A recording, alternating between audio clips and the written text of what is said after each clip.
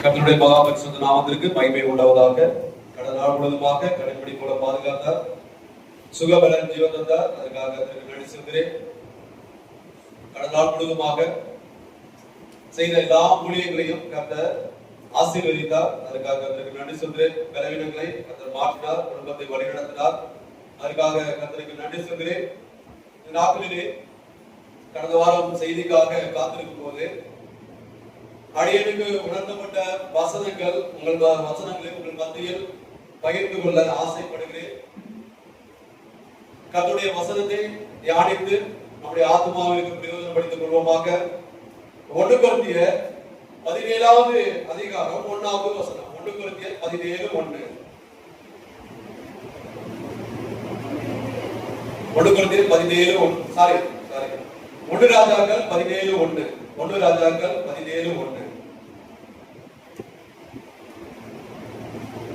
1 ராஜாக்கள் 17:1.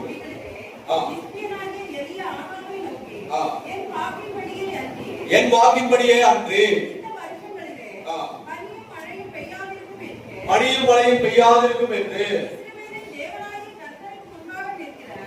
இஸ்ரவேலின் தேவனாகிய கர்த்தருக்கு முன்பாக நிற்கிற நான் அவருடைய ஜீவனை கொண்டு சொல்லுகிறேன். பாருங்க, எலியா எங்கிருந்து வந்தார் என்று தெரியல, அவருடைய பூர்வீகம் என்னன்னு தெரியல. ஆனால் இந்த இடத்துல திடீர்னு எலியா வருகிறார். எலியா வந்து பாருங்க, கர்த்தருக்கு முன்பாக நிற்கிற நான். அருமையான தேவனுடைய பிள்ளைகளே, இந்த ஒரு சென்டென்ஸ் நீங்க நல்லா தியானிங்க. கர்த்தருக்கு முன்பாக தேவன் இருக்கிறாரா, அல்லது நமக்கு முன்பாக அதிக நேரம் மொபைல் இருக்கிறதா, அல்லது டிவி இருக்கிறதா, அல்லது இன்ஸ்டாகிராம் இருக்கிறதா, அல்லது பேஸ்புக் இருக்கிறதா, அல்லது யூடியூப் இருக்கிறதா, அல்லது வாட்ஸ்அப் இருக்கிறதா, அல்லது நம்ம சாட் பண்றோமா? நமக்கு முன்பாக தேவன் இருக்க வேண்டும். கர்த்தருக்கு முன்பாக நிற்கிற நாம். அருமையான தேவனுடைய பிள்ளைகளே, நமக்கு முன்பாக தேவன் இருந்தால் என் வாக்கின்படியே அன்று. பாருங்க, இந்த வசனம் அவர் சொல்ற பாருங்க, என் வாக்கின்படியே அன்று பனியும் மழையும் பெய்யாது இருக்கும். அப்ப எந்த அளவுக்கு எலியா என்பவர் கர்த்தருக்கு முன்பாக நிற்கிற ஒரு தேவ மனிதனாக காணப்பட்டார். அதாவது கர்த்தருடைய வார்த்தையின்படி, என் வாக்கின்படி நான் சொல்றேன், என் வாக்கின்படி பனியும் பெய்யாது மழையும் இருக்காது. கர்த்தருக்கு முன்பாக நிற்கிற நான் கர்த்தருடைய ஜீவனை கொண்டு சொல்லுகிறேன் என்று சொல்லுகிறார். அருமையான தேவனுடைய பிள்ளைகளே, இந்த நாட்கள்ல நமக்கு முன்பாக தேவன் இருந்தால் என் வாக்கின்படியே அன்று என்று தைரியமாக சொல்லலாம்.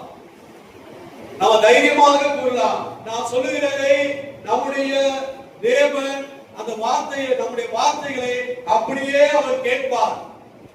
நாம் என்ன சொல்லுகிறோமோ அந்த வார்த்தைகளை அப்படியே கேட்பார். ஏன், எதற்கு என்ற கேள்வி ஒருபோதும் கேட்க மாட்டார். கர்த்தருக்கு முன்பாக நின்றார். கர்த்தருக்கு முன்பாக நின்றால் தேவன் செய்ய வேண்டும் என்று நினைக்கிற காரியத்தை நாம் நம்மால் செய்ய முடியும். அருமையான தேவனுடைய பிள்ளைகளே, கர்த்தருக்கு முன்பாக நிற்கிற நான். கர்த்தருக்கு முன்பாக நின்ற எலியாவினால் பாருங்க என்னெல்லாம் செய்ய முடிந்தது. மனிதன் செய்ய முடியாததை அந்த தேவ மனிதன் கர்த்தருக்கு முன்பாக நின்ற எலியா என்னெல்லாம் செய்தார். நாம் எதை செய்ய முடியும், அதை குறித்து இந்த நாட்கள்ல சற்று விரிவாக தியானிப்போம். முதலாவதாக யாக்கோபு 5வது அதிகாரம் 17வது வசனம். யாக்கோபு 5:17. யாக்கோபு 5:17. நம்மை போல பாடுள்ள மனுஷனாயிருந்தும் மழை பெய்யாதபடிக்கு கருத்தாய் ஜெபம் பண்ணினார். 3 வருஷமும் 6 மாதமும் மழை பெய்யவில்லை. அருமையான தேவனுடைய பிள்ளைகளே, கர்த்தருக்கு முன்பாக நின்ற எலியாவினால் என்னெல்லாம் செய்ய முடிந்தது? முதலாவதாக வானத்தை அடைத்தார். மழை பெய்யாதபடிக்கு வானத்தை அடைத்தார். என் வார்த்தையினால் தவிர இந்த உலகத்துல பனியும் இருக்காது, மழையும் பெய்யாது. எத்தனை வருஷம்? ஒரு நாள், 2 நாள், 3 நாள் அல்ல, 3.5 ஆண்டுகள், 3.5 வருஷம் இந்த உலகத்துல அதாவது மழையே பெய்யவில்லை. அருமையான தேவனுடைய பிள்ளைகளே, நாம ஒரு நேரம் நம்மளால முடியும். நேரம் பார்த்துருக்கு பாருங்க. நான் திடீர்னு 6ஆம் தேதி வருவோம், மழை அப்படியே ரெட்டியா இருக்கு, பெய்யறதுக்கு நாம ஜெபம் பண்ணுவோம். ஆண்டவரே, நான் 6ஆம் தேதிக்கு போற வரையும் இந்த மழை நிப்பாட்டுவது நடக்கும். ஆனால் இங்க பாருங்க, என் வார்த்தையின்படியே அன்றி பனியும் இருக்காது, மழையும் பெய்யாது. 3.5 ஆண்டுகள். எவ்வளவு பெரிய காரியம் பாருங்க. சாதாரண மனிதனால் பாருங்க ஒருபோதும் வானத்தை அடைக்க முடியாது. ஆனால் கர்த்தருக்கு முன்பாக நின்ற எலியாவின் ஜெபத்தை பாருங்க, வானம் செவிமடுத்தது, வானம் கேட்டது. என் வார்த்தையின்படி 3 வருஷம் அப்படியே அடைச்சே இருக்கணும், மழை பெய்யக்கூடாது, பனியும். அப்ப எந்த அளவுக்கு கர்த்தருக்கு முன்பாக எலியா நின்றிருப்பார். அருமையான தேவனுடைய பிள்ளைகளே, பாருங்க, நாம் எதை செய்ய முடியும்? பாருங்க, நாம் இந்த நாட்கள்ல வானத்தெல்லாம் அடைக்க தேவையில்லைங்க. வானத்தை போய் ஆண்டவரே 3 வருஷம் 6 மாதம் பாருங்க, இல்ல 1 வருஷம் நீ வானத்தை அடைக்க அப்படிலாம் சொல்லி ஜெபம் பண்ண தேவையில்லை. பாருங்க, மாறாக நாம் பாவம் செய்யாதபடிக்கு, பாவத்தை கூடும்படியாக, பாவத்தை அடைக்கும்படியாக நாம் ஜெபம் செய்ய வேண்டும். ஹல்லேலூயா. நம்ம வானத்தெல்லாம் போய் அடைத்து இந்த நாட்டுல நடக்குமா சொல்லுங்க? வெள்ளிக்கிழமை அதிகாலையில கோவிலம்பாக்கம் சர்ச்சில் போய் ஜெபம் பண்ணுவேன். போய் ஜெபம் பண்ணும்போது ஒரு 4 மணிக்கு காலையில சர்ச்சுக்கு போயிட்டாங்க. சர்ச்சுக்கு போனோன்னு அதுல 2 பூட்டு இருக்கு. வெளியில ஒரு கிரில்லுக்கு ஒரு பூட்டு, உள்ளார ஒரு பூட்டு. புதுசா ஒரு ஸ்பேர் கீ ஒன்று ரெடி பண்ணியிருந்தாங்க. அத வெளியில இருக்க பூட்டு திறந்துருச்சு, உள்ளார இருக்க பூட்டு திறக்கல. நான் திறந்து பார்க்கிறேன். அப்ப நான் கர்த்தருக்கு முன்பாக இருக்கிற மனிதன் எப்படியாவது அந்த பூட்டு திறக்கணும் அப்படி இருந்து திறந்த ஒரு 1/2 மணி நேரம் ஜெபம் பண்ணி பார்க்கிறேன். ஜெபம் பண்றேன். ஆண்டவரே, நான் ஜெபம் பண்ண வந்திருக்கேன், என்ன சோதனை ஆண்டவரே. ஆனா உள்ளுக்குள்ள ஆவியாளர் சொல்கிறார், வீட்டுக்கு போய் இன்னொரு கீ எடுத்து வா அப்படின்னு ஆவியாளர் பேசிட்டு இருக்காரு என்கிட்ட. ஆனா அது எப்படி? நான் கர்த்தருடைய மனிதனாக இருக்கிறேன், இந்த பூட்டை திறக்கணும் அப்படின்னு பார்த்தேன். 1/2 மணி நேரம் என்னால அதை சுத்தமா திறக்க முடியல. வீட்டுக்கு வந்தா மறுபடியும் வீட்டுக்கு வந்து அந்த பழைய கீ எடுத்து ஒரு எண்ணெய் பாட்டில் கொண்டு போனேன். சரி, இது திறக்காதுன்னா என்ன ஊத்தி நம்ம இது பண்ணலாம் அப்படின்ட்டு மறுபடியும் போன அந்த பழைய கீயை போட்டு டக்குனு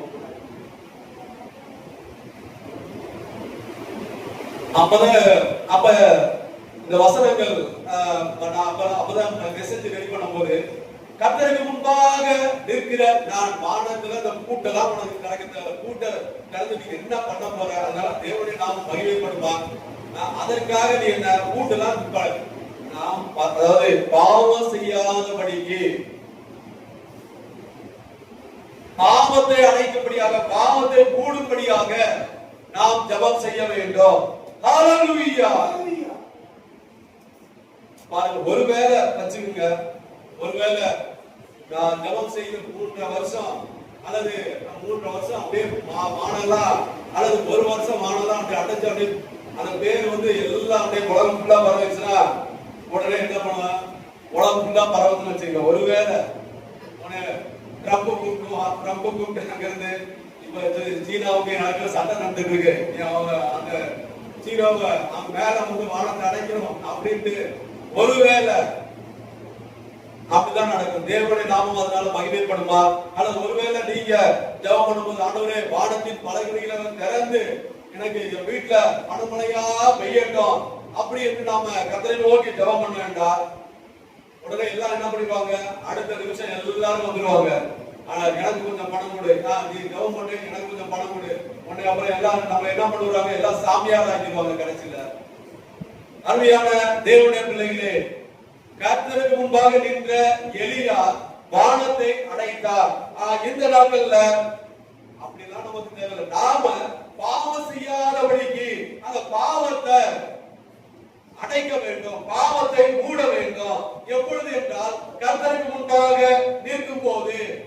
ஏன் இந்த நாட்கள்ல பாவத்தை விட முடியவில்லை? அநேக நாம ஜெபம் பண்ணுகிறோம், ஆண்டவரே ஆராதனைக்கு செல்கிறோம், ஜெபம் பண்ணுகிறோம், ஆனால் இந்த பாவத்தை நாம விட முடியவில்லை அப்படி என்று அநேக நாம இந்த நாட்கள்ல ஜெபம் பண்ணுகிறோம்.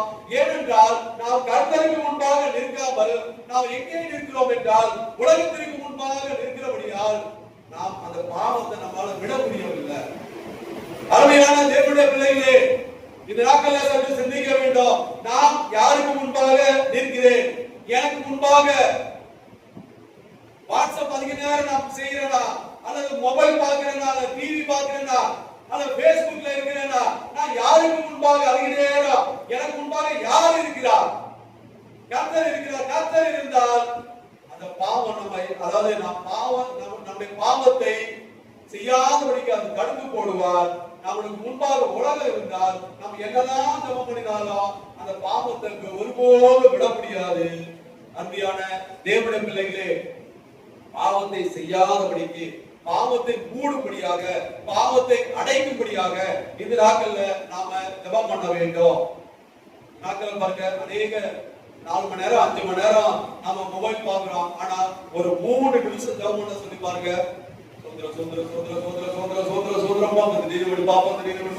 டக்குனு போன்ல ஒரு மெசேஜ் டைம் வரும், அதை என்னதான் பாக்குறேன்னு பார்ப்போம், அதுக்கு அப்படியே போயிடும்.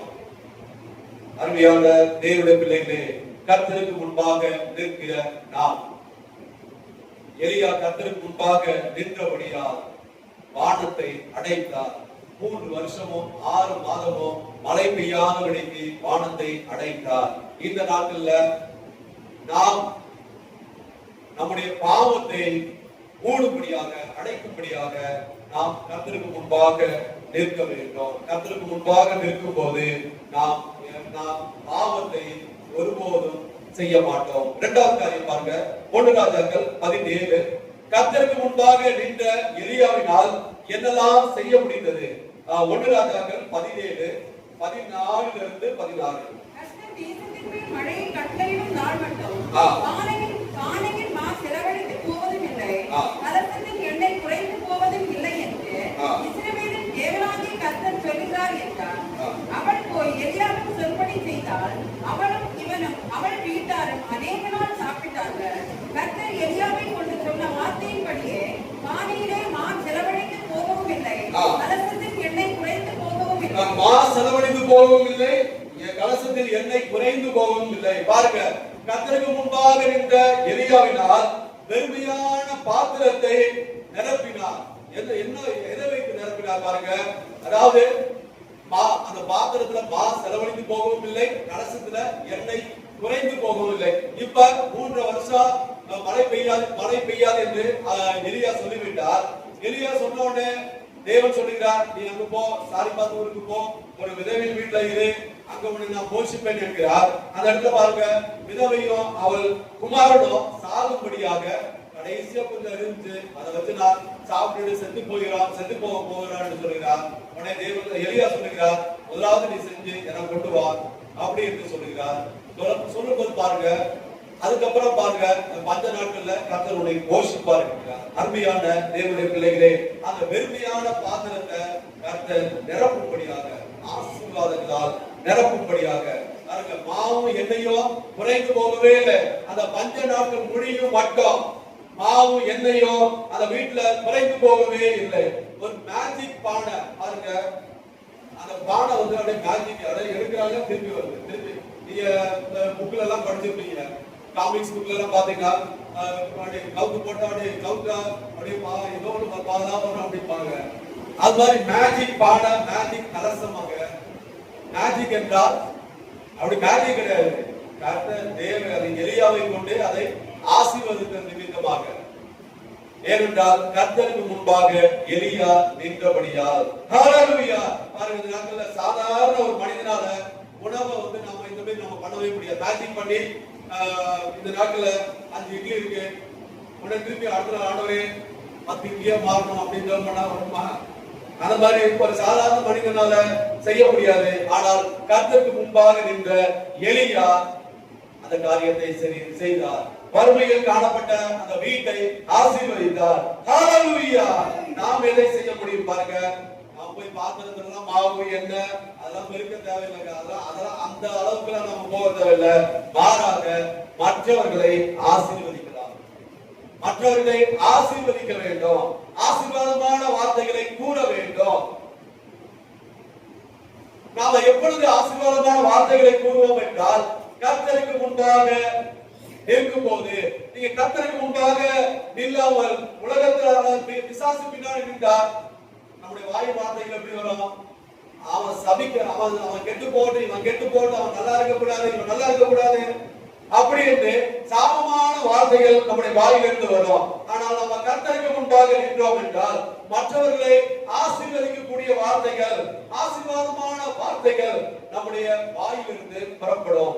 அருமையான தேவனுடைய பிள்ளைகளே, ஒருவேளை நாம ஜெபம் பண்ணி நல்ல நம்முடைய வீட்டுல அப்படியே என்ன, அதாவது அரிசி குறைவே இல்லை, ஜெபம் பண்ண வந்துகிட்டே இருக்கு, ஜெபம் பண்ண மாவு வந்துகிட்டே இருக்கு அப்படி என்று ஒருவேளை இருந்தது என்றால் இந்த நாட்கள்ல பாருங்க, ஒருவேளை அப்படி நடந்துருங்க. இந்த நாட்கள்ல நீங்க ஜெபம் பண்றீங்க, உங்க வீட்டுல ஒவ்வொரு பாத்திரத்திலையும் அப்படியே பிரியாணி கொட்டுறீங்க, திருப்பி பிரியாணி வருது, திருப்பி கொட்டுறீங்க, திருப்பி பிரியாணி வருது அப்படின்னா என்ன ஆகும்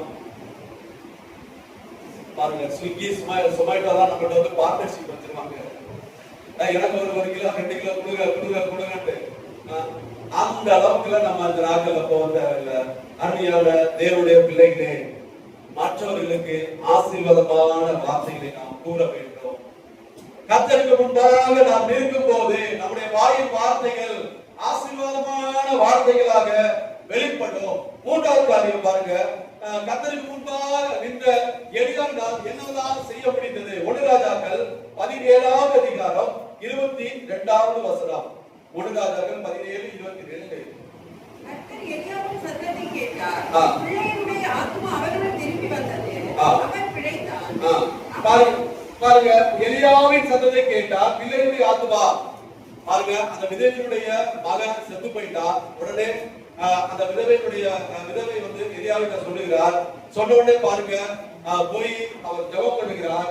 பிள்ளையினுடைய ஆத்மா அவனுக்குள் திரும்பி எலியாவின் சத்தத்தை கேட்டார். பாருங்க, மூன்றாவது காரியம், செத்து போன சரீரத்தை உயிரோடு எழுப்பினார். கர்த்தருக்கு முன்பாக நின்ற எலியா செத்து போன சரீரத்தை உயிரோடு எழுப்பினார்.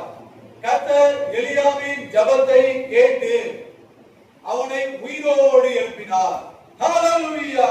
பாருங்க, இந்த சம்பவம் வேதத்துல, அதாவது இறந்தவனை உயிரோடு எழுப்பின ஒரு முதல் சம்பவமாக இருக்கிறது. இதற்கு முன்பதாக உயிரோடு எழுந்த மனிதன் அப்படி என்று வேதத்துல எழுதப்படவில்லை. ஒருவேளை இப்படி கூட, அதாவது முதல் உயிர் பெறுதல் என்று கூட சொல்லலாம். அவன் தான் மரித்தான். கர்த்தருக்கு முன்பாக நின்ற எலியா ஜெபம் பண்ணினார். அந்த குமாரனை, அந்த விதவையின் குமாரனை உயிரோடு எழுப்பினார். அப்ப செத்த ஒரு மனிதனை உயிரோடு எழுப்பும்படியான வல்லமை எலியாவிடத்திலே இருந்தது. எப்படி இருந்தது? எதற்கு? கர்த்தருக்கு முன்பாக நின்ற எலியா.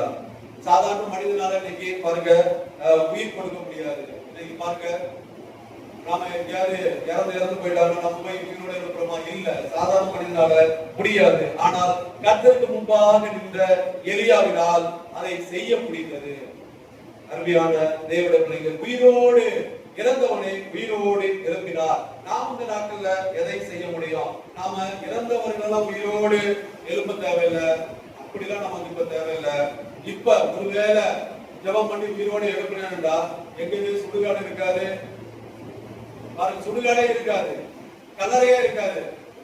இங்க வா, இந்த உயிரோட எனக்கு செத்து போயிட்டான், வா இங்க வா, இங்க வா அப்படியே யோசிச்சு பாருங்க. எலியா செய்தத இப்ப நாம செஞ்சா இந்த உலகம் எப்படி நம்ம ட்ரீட் பண்ணி பாருங்க. நம்ம சும்மா விட்டுமாட்டா, நம்ம வச்சு பெரிய ஒரு பிசினஸே பண்ணிடுவாங்க. அப்படி ஒருவேளை நீங்க உயிரோடு இருக்கிற செத்தவனை உயிரோடு இருக்கிற ஒரு வல்லமை உங்களுக்கு கிடைச்சுன்னா என்ன பண்ணுவாங்க பாருங்க. அதாவது ரஷ்யா பிரசிடென்ட் உடனே கூப்பிடுவார். அவர் ஒரு ஆராய்ச்சி பண்ணிட்டு இருக்கார். அதாவது சாகாமல் இருக்கும்படியான ஒரு வேலை, அவர் சாகவே கூடாது அப்படி என்று ஒரு ஆராய்ச்சி பண்ணிட்டு இருக்கிறதாக கேள்விப்படும். அவர் உடனே கூப்பிடுவார், என்ன நான் சாகக்கூடாது, நான் செத்தாலும் நீ உயிரோடு இருக்கணும். ஒரு பெரிய ஒரு பெரிய பிசினஸாவே ஆக்கிடுவாங்க. ஆனால் அருமையான தேவனுடைய பிள்ளைகளே, நாம் இந்த நாட்கள்ல உயிரோடு தான் யாரையும் எழுப்ப தேவையில்லை. மாறாக பாவத்தினால் நரகத்தை நோக்கி ஓடிக்கொண்டிருக்கிறார்களே அவர்களை ரட்சிப்புக்குள் கொண்டு வர வேண்டும். அவர்கள் மறித்து போய் கொண்டிருப்பார், அதாவது நரகத்திற்கு போய் கொண்டிருக்கிற அவர்களை மறுபடியும் அவர்களை மீட்டு அவர்கள் ரட்சிப்புக்குள் வரும்படியாக ஒரு வேலை செய்ய வேண்டும். இது ஒரு பெரிய ஒரு தேவனுடைய மனிதனுக்கு சமமாகும். கர்த்தர் நமக்கு முன்பாக நின்றால் நரகத்திற்கு போய் கொண்டிருக்கிற மனிதர்களை நாம ரட்சிப்புக்குள் வழிநடத்த முடியும். கர்த்தருக்கு முன்பாக நிற்கிற நான் அருமையான தேவனுடைய பிள்ளைகளே, 4வது காரியம் பாருங்க. 1 ராஜாக்கள் 18:38. 1 ராஜாக்கள் 18:38.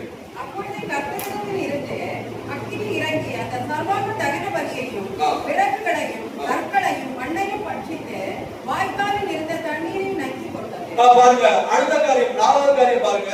தேவ அக்கினியை வானத்திலிருந்து இறக்கினார். கர்த்தருக்கு முன்பாக நின்ற எலியாவினால் தேவ அக்கினியை வானத்திலிருந்து இறக்கினார். பாருங்க, ஒரே ஜபத்துல வானத்திலிருந்து அக்கினியை இறக்கி அந்த வழியை பட்சித்து போட்டது. அருமையான தேவனுடைய பிள்ளைகளே, இவர் தீர்க்கதரிசி எலியா ஒரே ஒரு எலியா தான் இருந்தார், ஒரே ஒரு தீர்க்கதரிசி இஸ்ரேலுக்கு. ஆனால் பாகல்ல 450 தீர்க்கதரிசி இருந்தார்கள். அவர்கள் காலையிலிருந்து கூப்பிடுகிறார்கள், கூப்பிட்டு கொண்டே இருக்கிறார்கள். ஆனால் ஒரு சத்தத்தை காண இவர் ஒரே ஒருத்தர் தான். ஆனா இவர் எங்க இருந்தார்? யாருக்கு முன்பாக இருந்தார்? கர்த்தருக்கு முன்பாக இவர் நின்றார். ஹalleluya! சாதாரண மனிதனாக பாருங்க, வானத்திலிருந்து அக்கினி எல்லாம் இந்த நாட்கள்ல ஒருபோதும் கொண்டு வர முடியாது. அருமையான தேவனுடைய பிள்ளைகளே, ஆனால் எலியா கர்த்தருக்கு முன்பாக நின்றபடியால் அக்கினியை இறக்கி ஜனங்களுக்கு உண்மையான தெய்வத்தை காட்டினார். அது எதற்காக என்றால், அந்த பாகால்லாம் தெய்வம் கிடையாது, அவங்க தீர்க்கதரிசிகள் பொய்யான தீர்க்கதரிசிகள் அப்படி என்று உணர்த்தும்படியாக அவர் ஜெபம் பண்ணினார். ஜெபம் பண்ணின மாத்திரத்திலே காலையிலிருந்து சாயந்தரம் வரையும் பாகாலுடைய தீர்க்கதரிசி ஒன்றும் கேட்கல.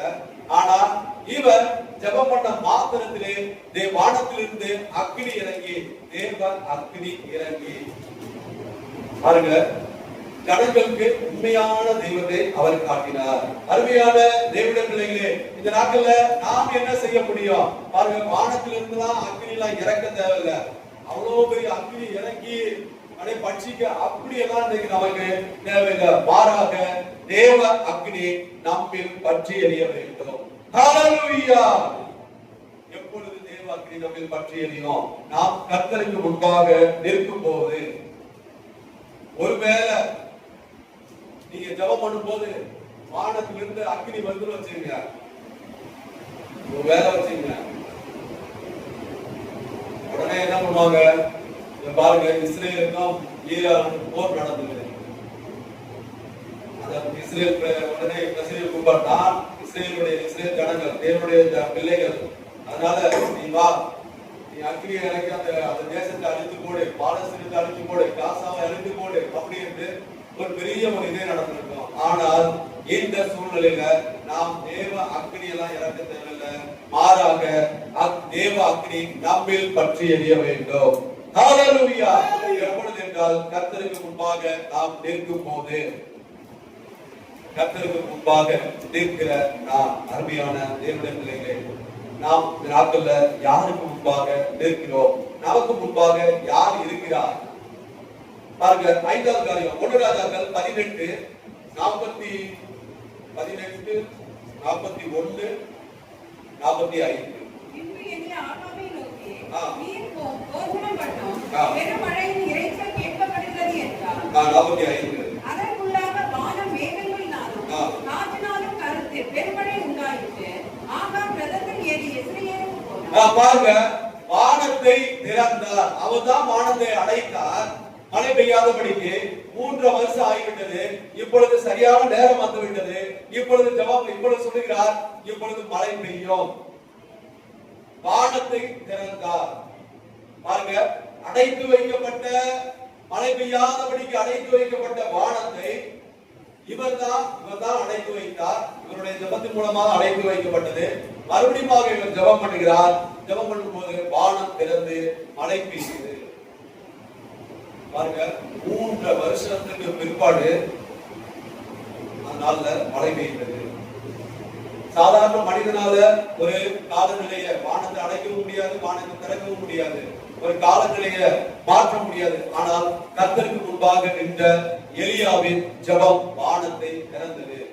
எலியாவின் ஜெபம் வானத்தை அடைத்தது போல அதே எலியாவின் ஜெபம் வானத்தை திறந்தது.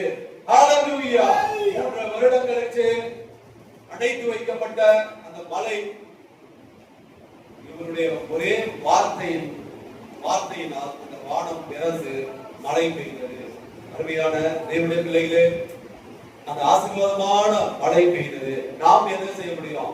நாம போய் அடைக்கப்பட்ட வானத்தை திறந்து மழை பெய்ய அதெல்லாம் தேவையில்லை. அருமையான தேவனுடைய பிள்ளைகளே, மாறாக தேவ ஆசீர்வாதம் பெற்றுக் கொள்ளும்படி பரிசுத்தமாக நாம வாழ வேண்டும். நம்ம கர்த்தருக்கு முன்பாக நிற்கும் போது நாம் பரிசுத்தமாக வாழ முடியும். அதாவது மழை பெய்கிறது என்றால் ஒரு ஆசீர்வாதத்திற்கு அடையாளம். பாருங்க, மழை பெய்யாமல் அநேக நாடுகள்ல மழை இல்லைன்னா என்ன ஆகும்? வறண்டு போய்விடும். அந்த இடத்துல பஞ்சம் வந்துடும், ஒரு ஆசீர்வாதம் இருக்காது. அருமையான தேவனுடைய பிள்ளைகளே, தேவ ஆசீர்வாதம் பெற்றுக் கொள்ளும்படியாக நாம் பரிசுத்தமாக வாழ வேண்டும். எப்பொழுது வாழ முடியும் என்றால் கர்த்தருக்கு முன்பாக இருக்கும் போது. நீங்க கர்த்தருக்கு முன்பாக இல்லாமல் உலகத்தின்படியாக நின்றீங்கன்னா நாம ஒருபோதும் பரிசுத்தமாக வாழ முடியாது. அருமையான தேவனுடைய பிள்ளைகளே, கர்த்தருக்கு முன்பாக நிற்கிற நான் 6வது காரியம் பாருங்க, 2 ராஜாக்கள் 2:11. 2 ராஜாக்கள் 2:11. அவர்கள் பேசிக்கொண்டு நடந்து போகையில் இதோ அக்கினி ரதமும் அக்கினி குதிரைகளும் அவர்கள் நடுவாக வந்து இருவரையும் பிடித்தது. எலியா சிறைக்காற்றிலே பரலோகத்திற்கு ஏறி போனார். அடுத்தது பாருங்க, உயிரோடு பரலோகத்திற்கு எடுத்துக் கொள்ளப்பட்டார். கர்த்தருக்கு முன்பாக நின்ற எலியா என்னதான் அது உயிரோடு பரலோகத்திற்கு எடுத்துக் கொள்ளப்பட்டார். எலியா மரணத்தை காணவில்லை, நேராக பரலோகத்திற்கு ஏறி போனார். சாதாரண மனிதனால மரணத்தை தவிர்க்க முடியாது. மரணத்தை, அதாவது எல்லா மனிதர்களுக்கும் மரணம் உண்டு, மரணத்தை ஒருபோதும் தவிர்க்க முடியாது. ஆனால் கர்த்தருக்கு முன்பாக நின்ற எலியா மரணத்தை ஜெயித்து பரலோகத்திற்கு ஏறி போனார். அருமையான தேவனுடைய பிள்ளைகளே, அது எப்படி நடந்தது? ஏனென்றால் அவர் கர்த்தருக்கு முன்பாக நின்ற ஒரு தேவ மனிதனாக காணப்பட்டார். நாம் எதை செய்ய முடியும் பாருங்க, அதாவது மரணம் இல்லாமல் உயிரோடு பரலோகத்திற்கு இப்பொழுது நாம் பரலோகத்திற்கு எடுத்துக் கொள்ளப்பட வேண்டும் அப்படிலாம் சொல்லி ஜெபம் பண்ண தேவையில்லை. மாறாக நித்திய ஜீவனை அடையும்படி நாம பிரயாசப்பட வேண்டும். அது பரலோகத்திற்கு செல்வதற்கு சமமாக இருக்கிறது. நாம இந்த நாட்கள்ல நம் உயிரோடு, அதாவது இருக்கிற வரை நாம நம்முடைய ஓட்டம் கர்த்தருக்கு முன்பாக செம்மையானதாக இருக்க வேண்டும். நித்திய ஜீவனை அடையும்படி நாம பிரயாசப்பட வேண்டும். எப்பொழுது நாம நித்திய ஜீவனை அடைய முடியும் என்றால் கர்த்தருக்கு முன்பாக இருக்கும் போது. கர்த்தருக்கு முன்பாக யார் நிற்பார்கள்? அருமையான தேவனுடைய பிள்ளைகளே, தேவ மனிதர்கள் கர்த்தருக்கு முன்பாக நிற்பார்கள். பாருங்க, அடுத்ததாக பாருங்க, கர்த்தர், அதாவது கர்த்தருக்கு முன்பாக நின்ற எலியாவினால் என்னதான் செய்ய முடியும்? வானத்தை அடைத்தார், வெறுமையான பாத்திரங்களை நிரப்பினார், செத்த சரீரத்தை உயிரோடு எழுப்பினார், தேவ அக்னியை வானத்திலிருந்து இறக்கினார், அடைத்த வானத்தை மறுபடியும் திறந்தார், உயிரோடு பரலோகத்திற்கு எடுத்துக் கொள்ளப்பட்டார். கர்த்தருக்கு முன்பாக நிற்க வேண்டுமானால் நாம் என்ன செய்ய வேண்டும்? நாம் கர்த்தருக்கு முன்பாக நிற்க வேண்டுமானால் நாம் என்ன செய்ய வேண்டும்? முதலாவது ஜெபம். எலியா ஜெபித்தார். வானம் அடைக்கப்பட வேண்டும் என்று ஜெபித்தார், வானம் அடைக்கப்பட்டது. வானம் திறக்கப்பட வேண்டும் என்று ஜெபித்தார், வானம் திறந்தது. அருமையான தேவனுடைய பிள்ளைகளே, நம்முடைய வாழ்க்கையிலே ஏற்கனவே நாம் ஜெபம், நாம் பரிசுத்த விசுவாசத்தை குறித்து அநேக முறை பார்த்திருக்கிறோம். நாம் கர்த்தருக்கு முன்பாக நிற்க வேண்டுமானால் நாம் என்ன செய்ய வேண்டும்? ஜெபம் பண்ண வேண்டும். தானியேல் 3 வேளை ஜெபம் பண்ணினார். 3 வேளை ஜெபம் பண்ணி நிமித்தமாக சிங்கங்கள் அவனை சேதப்படுத்தவே இல்லை. கர்த்தருடைய தூதன் வந்து சிங்கத்தின் வாயை கட்டி போட்டார். அருமையான தேவனுடைய பிள்ளைகளே, நாம் கர்த்தருக்கு முன்பாக நிற்க வேண்டுமானால் நம்முடைய வாழ்க்கையில ஜெபம் எப்படி இருக்கிறது? கர்த்தருக்கு முன்பாக நிற்க வேண்டுமானால் அடுத்ததாக பரிசுத்தம், தாழ்மை. நாம பரிசுத்தம் உள்ளவர்களாக காணப்பட வேண்டும், தாழ்மை உள்ளவர்களாக காணப்பட வேண்டும். சங்கீதம் 24:3-2.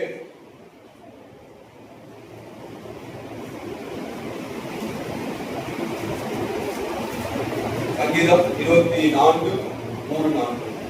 யார் கர்த்தருடைய பர்வதத்தில் ஏறுவான்? யார் அவருடைய பரிசுத்த ஸ்தலத்தில் நிலைத்திருப்பார்?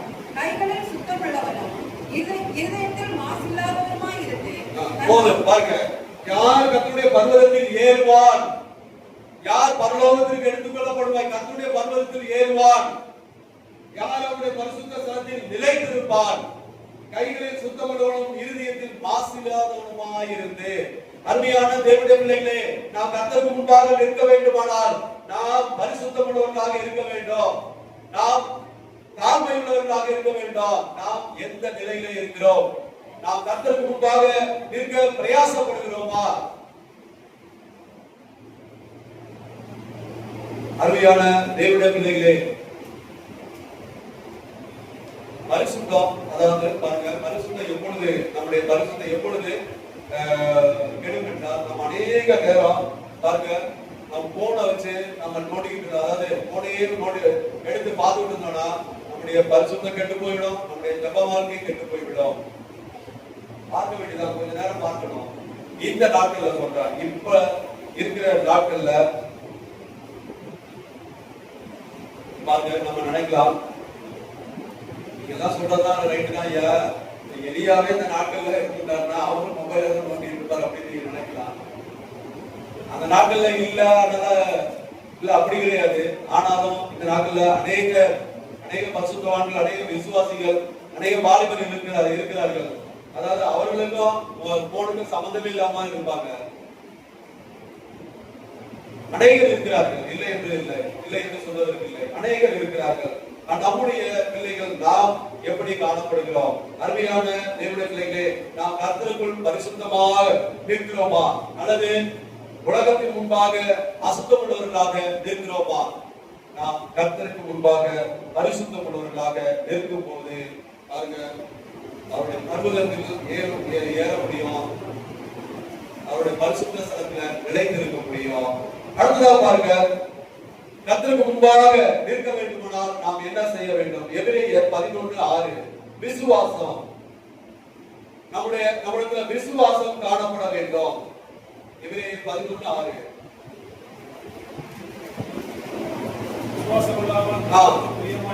விசுவாசம் இல்லாமல் தேவனுக்கு பிரியமாக இருப்பது கூடாத காரியம். பாருங்க, எலியா விசுவாசத்துல வல்லவராக காணப்பட்டார். எப்படி என்றால் பாருங்க, எலியா பாகாலை நம்பவில்லை, மாறாக உயிருள்ள தெய்வத்தை அவர் விசுவாசித்தார். இதை நான் சொல்லி ஜெபம் பண்ணும் போது கர்த்தர் இப்படி செய்வார் என்று தேவனை முழுமையாக விசுவாசித்தார். எலியா ஜெபிக்கிற ஒரு மனிதனாக காணப்பட்டார். எலியா ஒரு பரிசுத்தமான மனிதனாக காணப்பட்டார். எப்படி சொல்றீங்க பரிசுத்தமான மனிதர் என்று வேதத்தில் எழுதப்பட்டிருக்கிறதா? நாம் அறிந்து கொள்ளலாம். பாருங்க, அந்த விதவை வீட்டில் இருக்கும் போது அவளோ ஒரு விதவை, ஆனால் இவர் ஒரு தேவ மனிதர். அந்த இடத்துல அவர் தன்னை பரிசுத்தமுள்ளவராக இருந்தார். அந்த இடத்துல இவர் என்ன வேணாலும் செஞ்சிருக்கலாம், ஆனால் அப்படி வேதத்தில் எழுதப்படல. ஆனால் அவர் பரிசுத்தம் உள்ளவராக இருந்தார். ஹalleluya! அவர் விசுவாசம் உள்ளவராக இருந்தார். அவர் பாகாலை நம்பவில்லை, மாறாக உயிருள்ள தேவன் என்னுடைய ஜெபத்திற்கு பதில் தருவார் என்று முழுமையாக இறைவனை விசுவாசித்தார். அடுத்ததாக அவருக்கு தைரியம், துணிவு,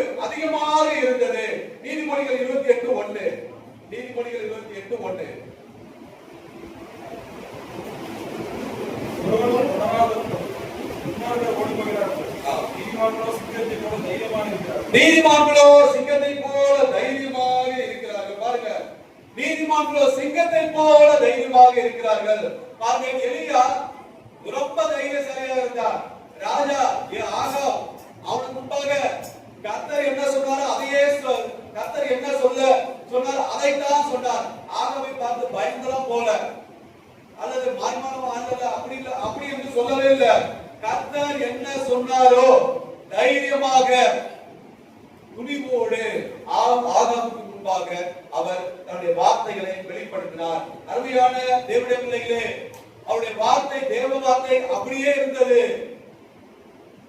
அவருக்கு, அதாவது தேவனுக்கு பிரியமாகவும் ஆகாமுக்கு பிரியமாகவும் அவர் நடந்து கொள்ளவில்லை. கர்த்தர் என்ன சொன்னாரோ அப்படியே ஆகாமுக்கு முன்பாக அவர் அப்படியே சொன்னார். அந்த அளவுக்கு தைரியத்தை துணிவை எலியா பெற்றார். அடுத்ததாக பெற்றிருந்தார். அடுத்ததாக பாருங்க, கர்த்தருக்கு முன்பாக தாழ்மை. யாக்கோபு 4:6. யாக்கோபு 4:6. அவர் அதிகமான கிருபையை அளிக்கிறார்கள். ஆதலால் தேவன் கிருபையுள்ளவர்களுக்கு எதிர்த்து நிற்கிறார். தாழ்மையுள்ளவர்களுக்கோ கிருபை அளிக்கிறார். பாருங்க, எலியா கர்த்தருக்கு முன்பாக தன்னை தாழ்த்தினார். தாழ்த்தினபடியால் அவர் கர்த்தருக்கு முன்பாக நிற்க முடிந்தது. அவர் கர்த்தருக்கு முன்பாக தன்னை தாழ்த்தினபடியால் கர்த்தருக்கு முன்பாக நிற்க முடிந்தது. அருமையான தேவனுடைய பிள்ளைகளே, மரியாதை பாருங்க, கர்த்தருக்கு முன்பாக தாழ்த்தினார். அடியேனுக்கு அடிமை, நான் அவருக்கு அடிமை என்று தன்னை தாழ்த்தினார். இந்த நாட்கள்ல நாம் கர்த்தருக்கு முன்பாக நிற்க வேண்டுமானால் முதலாவது ஜெபம் நம்முடைய வாழ்க்கையில இருக்க வேண்டும். அடுத்து நம்முடைய வாழ்க்கையில பரிசுத்தம் இருக்க வேண்டும். அடுத்த விசுவாசம் இருக்க வேண்டும். அடுத்த தைரியம் இருக்க வேண்டும். அடுத்த தாழ்மை நம்மிடத்திலே காணப்பட வேண்டும்.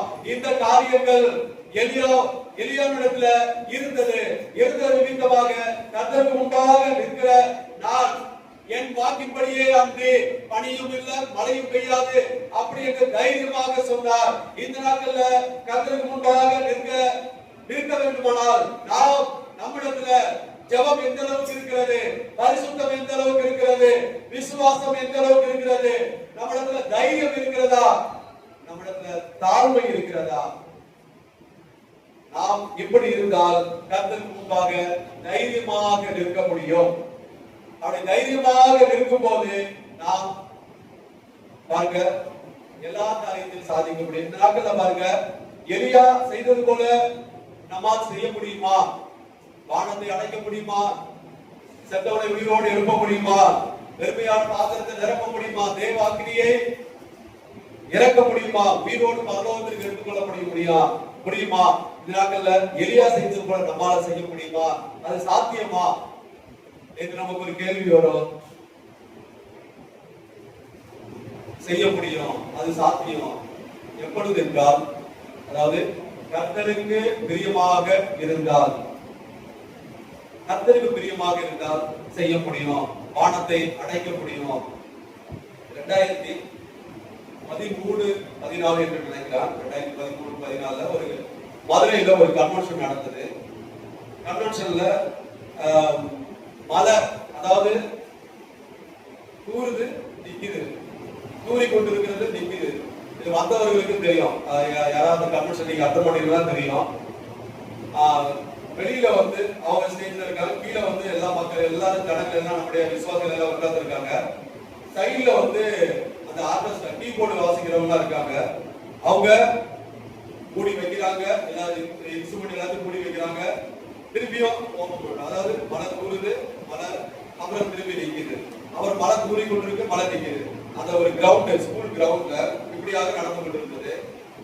ஆனா அந்த ஸ்கூல் கிரவுண்ட அப்புறம் மழை சோடு பெய்யுது, சரியான மழை. நான் லிட்டரலா நான் கண்ணுல நாங்க இருக்கிறேன், நான் பாக்குறேன். உடனே பெரியா வந்தாரு, அங்க ஸ்டேஜ்ல இருந்து கையை தூக்கி ஒரு ஜெபம் பண்ணாரு. ஜெபம் பண்ண அந்த மழை அப்படியே இருந்தது. நான் லிட்டரலா என் கண்ணு முன்னாடி நான் பாக்குறேன். அந்த ஆர்கெஸ்ட்ரா பாக்குறாங்க. என்ன அந்த ஜனங்கள் போக மாட்டாங்க, அவங்க ஏதோ கையை தூக்கினாரு. அதுக்கப்புறம் ஒண்ணுமே வரல. ஆனா பக்கத்துல மழை சோடு பேஞ்சிட்டு இருக்கு அப்படி இருக்கு. அருமையான தேவனுடைய பிள்ளைகளே, இந்த நாட்கள்ல எலியா கர்த்தருக்கு முன்பாக நின்றது போல நாமும் ஜெபத்துல, பரிசுத்தத்துல, விசுவாசத்துல, தைரியத்துல, தாழ்மையில கர்த்தருக்கு முன்பாக நின்றால் அசாத்தியமான காரியங்களை நாமும் செய்ய முடியும். அதற்கு நம்மை உபயோகிப்பார். தேவனுக்கு சித்தமானால், அது தேவனுக்கு பிரியமாக இருந்தால், நம்மளுக்கு அதாவது ஆண்டவரே நான் ஜெபம் பண்ணினால் அப்படியே அது நம்ம பெருமைக்காக அப்படி தேவன் ஒருபோதும் எடுத்து உபயோகிக்க மாட்டார். ஒருவேளை தேவனுக்கு சித்தமானால் நம்மை உபயோகிப்பார். அருமையான தேவனுடைய பிள்ளைகளே, எலியா ஏன் வல்லமையாக காணப்பட்டார்? எலியா கர்த்தருக்கு முன்பாக நின்றபடியினால் இயற்கை கட்டுப்பட்டது. ராஜா அவரை எலியாவை கண்டு நடுங்கினார், பயந்தார். நாம் யாருக்கு முன்பாக நிற்கிறோம்? சற்று நாம் சிந்திப்போமாக. நாம் யாருக்கு முன்பாக நிற்கிறோம்? உலக ஆசைகளுக்கு முன்பாக நிற்கிறோமா? அல்லது பாவத்துக்கு முன்பாக, பாவத்தை செய்வதற்காக அதற்கு முன்பாக நிற்கிறோமா? அல்லது உயிருள்ள கர்த்தருக்கு முன்பாக கர்த்தருடைய சன்னதியில நாம காணப்படுகிறோமா அல்லது நிற்கிறோமா? தேவன் இன்னும் எலியாவை போன்றவர்களை பாருங்க, ஊழியர்களே, விசுவாசிகளே, வாலிபர்களே தேடுகிறார். எலியா போன்று எலியா என்ன செய்தாரோ அப்படி செய்ய வேண்டும். என்னுடைய ஊழியர்கள் செய்ய வேண்டும், என்னுடைய பிள்ளைகள் செய்ய வேண்டும், என்னுடைய வாலிபர்கள் செய்ய வேண்டும், என்னுடைய விசுவாசிகள் செய்ய வேண்டும் என்று அவர் எதிர்பார்க்கிறார், அவர் தேடுகிறார். அருமையான தேவனுடைய பிள்ளைகளே, நான் கர்த்தரின் சந்நிதியில் நிற்கிறேன் என்று நீங்கள் சொல்ல வேண்டும். ஆண்டவரே, நான் உங்களுடைய கர்த்தருக்கு முன்பாக நான் நிற்கிறேன் என்று நாம் சொல்ல வேண்டும்.